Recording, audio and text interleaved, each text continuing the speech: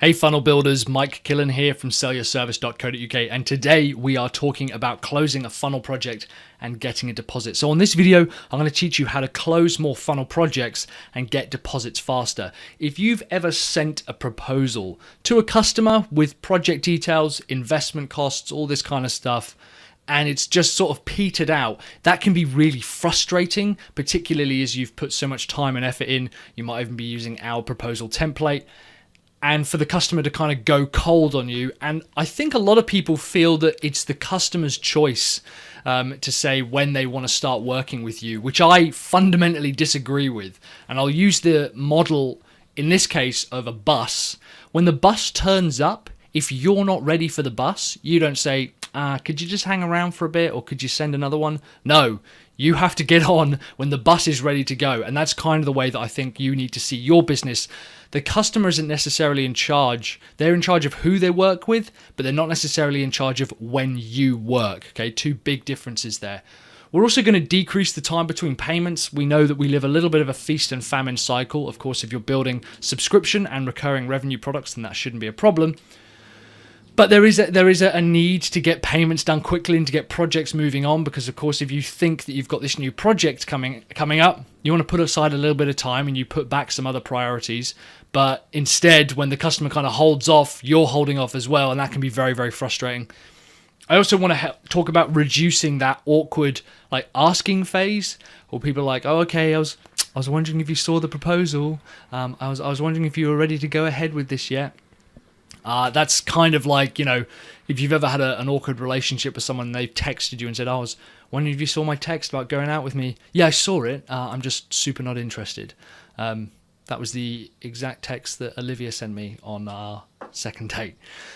So kind of reducing that awkward phase of asking and making it seem like you're the pro and putting power back into the hands of you. And finally, reducing chasing customers for deposits when they go, yeah, I want to go for this. Yeah, fantastic. We're really looking forward to it. We're just going to share it with the team.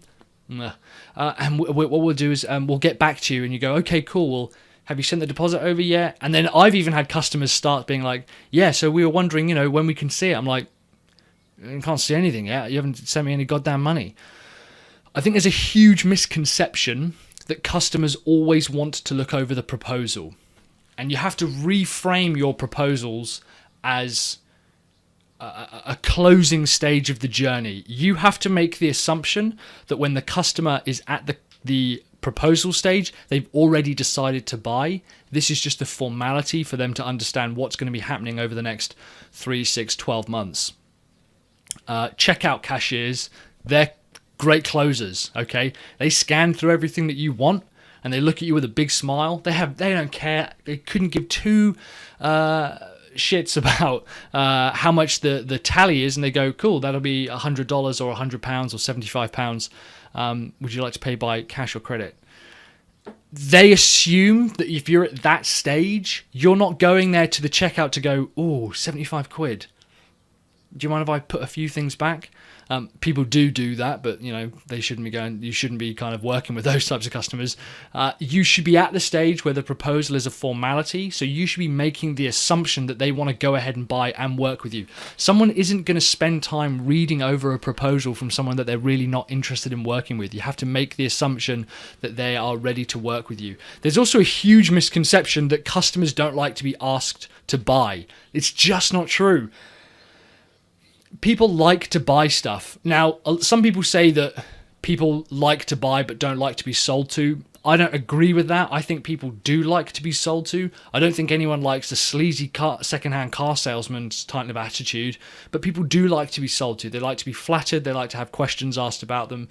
They like to have their problems understood and listened to. And people like to buy. They're excited to buy. So instead, what we need to do is have a think about this kind of concept and go against everything that we've initially learned or thought about marketing funnel projects. And if we want to close more projects, the first thing that you have to do is, when you're with the proposal stage, okay, is think to yourself that you are obliged to close this person. You are morally obliged to close this customer.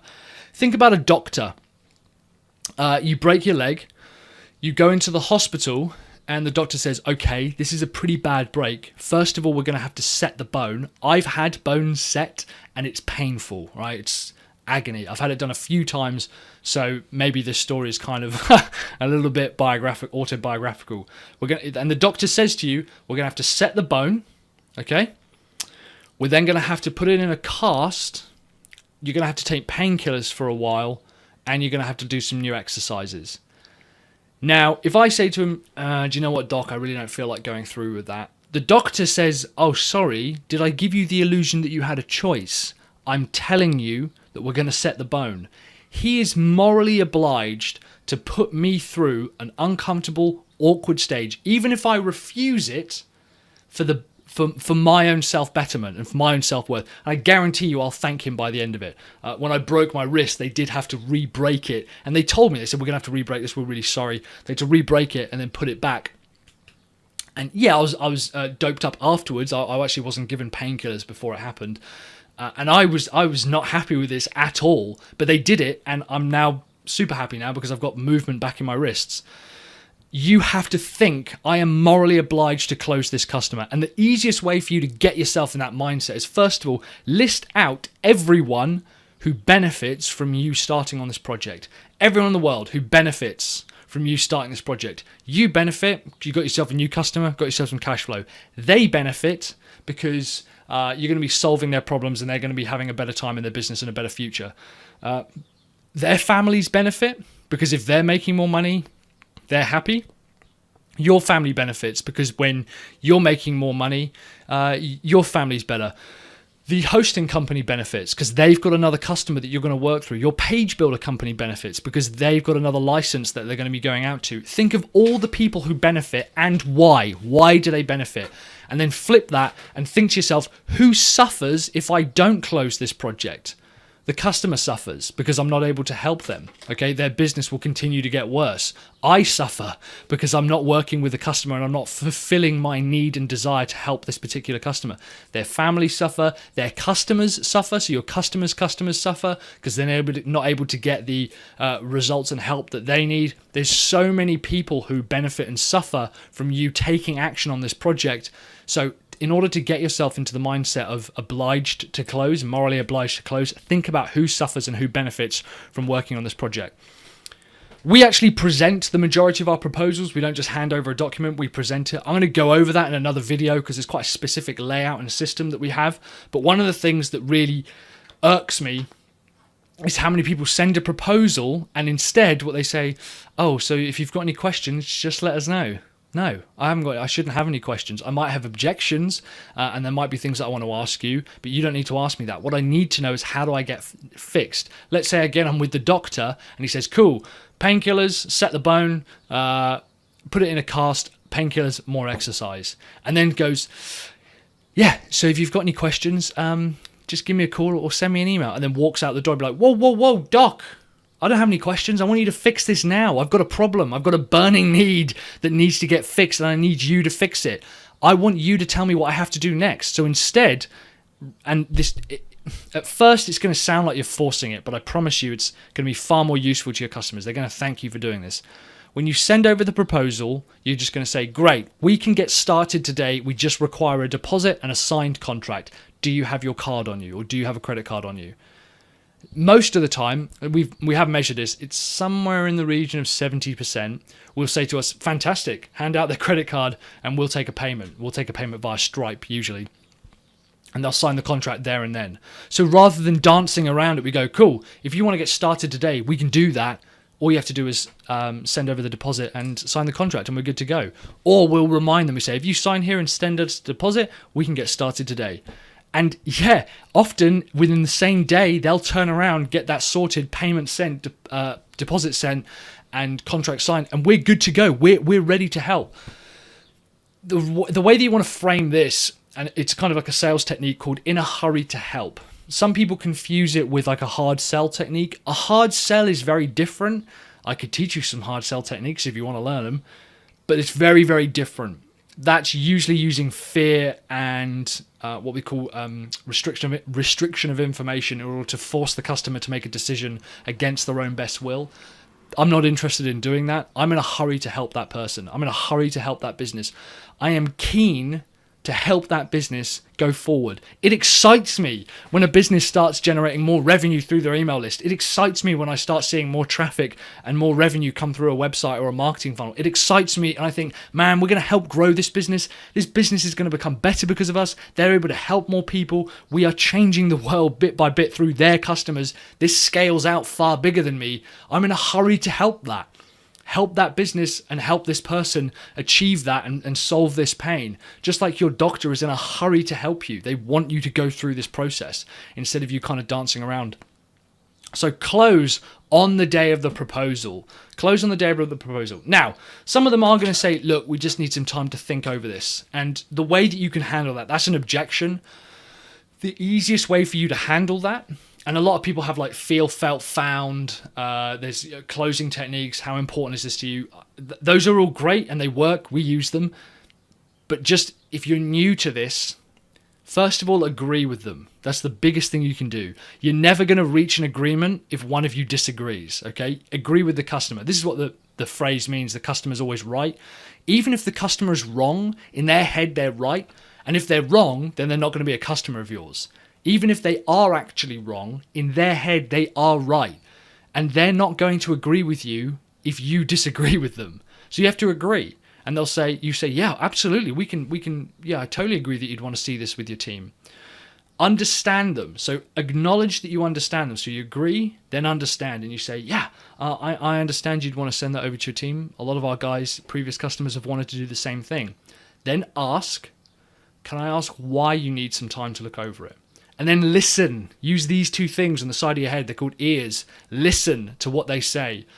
Because they'll go, oh, well, our boss will want to, sign this off. Now, first of all, if there's anyone else that they should be reading this with, why aren't they in the room? That's your fault. That's your fault for not getting all decision makers in the room. That's the big problem. And again, there's loads of reasons and things that we could go into. I could make, like I said, I could make this like a 3-hour video. We do actually have a program available, which I'll link below, called Obliged to Close, which takes you through the entire sales and closing process, like a 3-hour training program with all the proposals, closes, how to close on a customer, how to follow up with them, how to present it to the customer, all this kind of stuff. What I typically like to do, the easiest thing is to offer a cooling off period and to say, you know what, I totally understand. I agree that you'd want everyone to look over this. Can I ask why?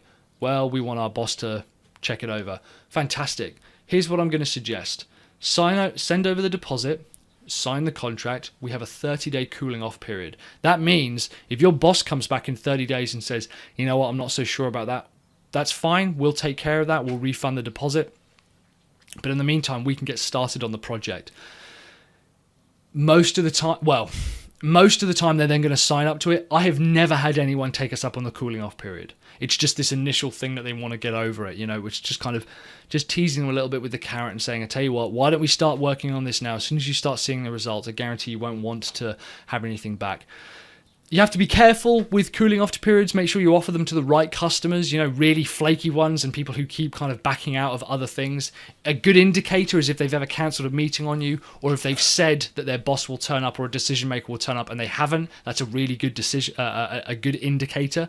So instead of backing down, say, do you know what? I totally understand we've got a cooling off period. If they still adamantly refuse, then sure, offer them the proposal. And we'll come on to, doing follow-up techniques. I'm sure I've got a blog post on it, which I'll link below.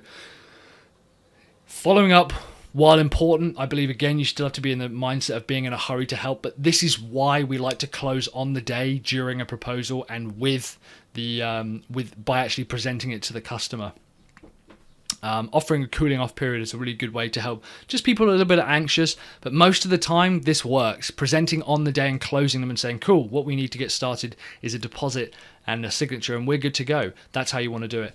Whew, thanks very much, guys, for watching. If you've got any questions about closing or proposals or marketing funnel proposals or selling a project or getting a deposit or anything like that, let me know in the comments below. How's your close rate looking? If you've kind of increased it and you've tried this technique out on someone, let me know if it's worked out for you. Let me know in the comments below. In the meantime, guys, I am Mike Killen from sellyourservice.co.uk. Thanks very much for watching, and keep building those funnels.